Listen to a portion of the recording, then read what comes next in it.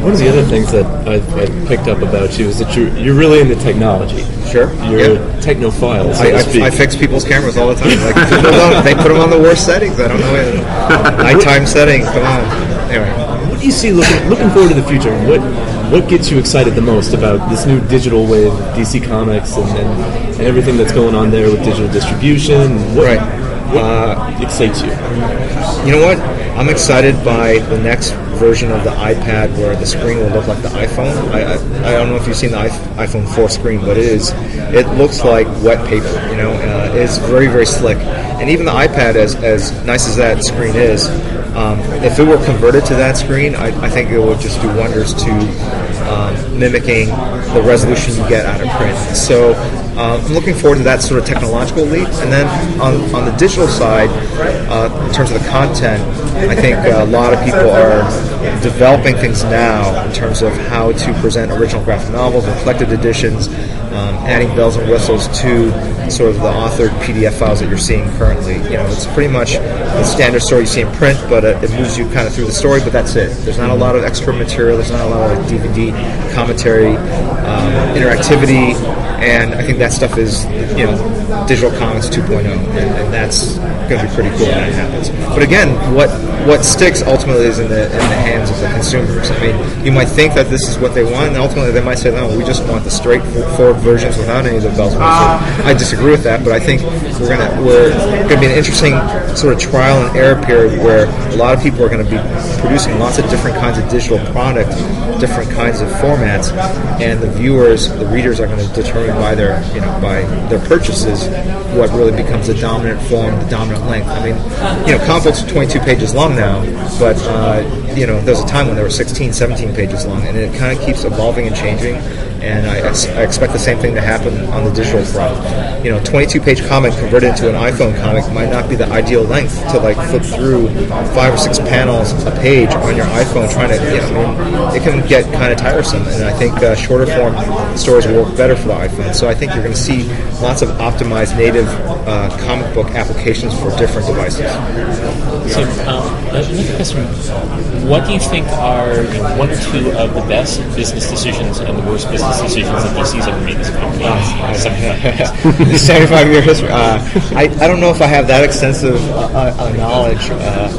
In your experience, you're thinking about this. Well, we did an earlier panel about it, and I would have to say that the mid '80s was a real renaissance period for DC Comics.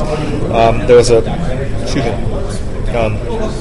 real movement in the creative community towards more creative rights, ownership of original artwork, royalties on the work they were doing, certain things they wanted. And it was interesting that DC sort of spearheaded that effort, and at the same time, shortly thereafter, saw this real bonanza of creative work, from Watchmen to Howard Chaykin's The Shadow to Dark Knight Returns, and you really see how the business side affected the creative side, and what came out of that. And that really was the modern era.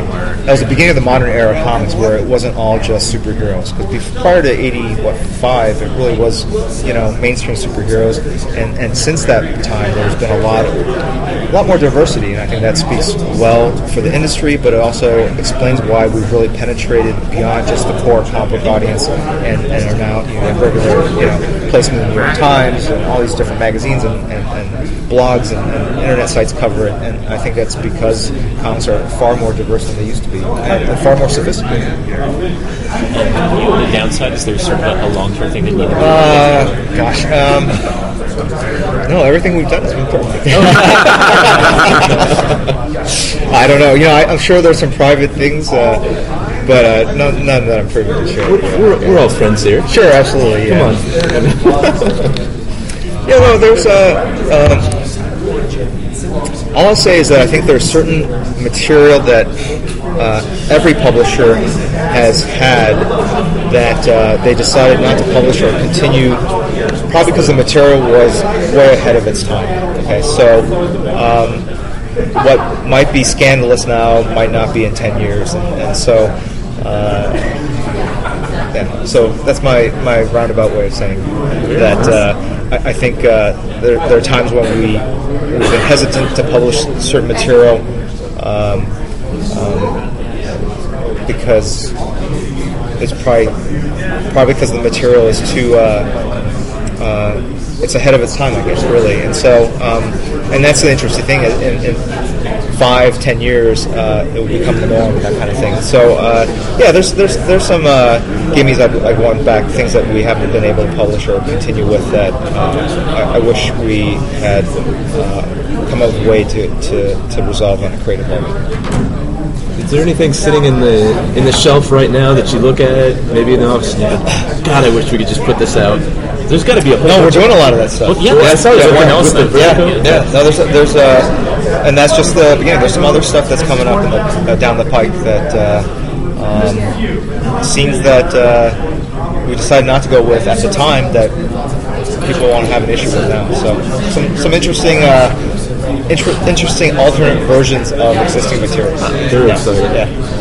Took me forever to get him here now. Yeah. I know.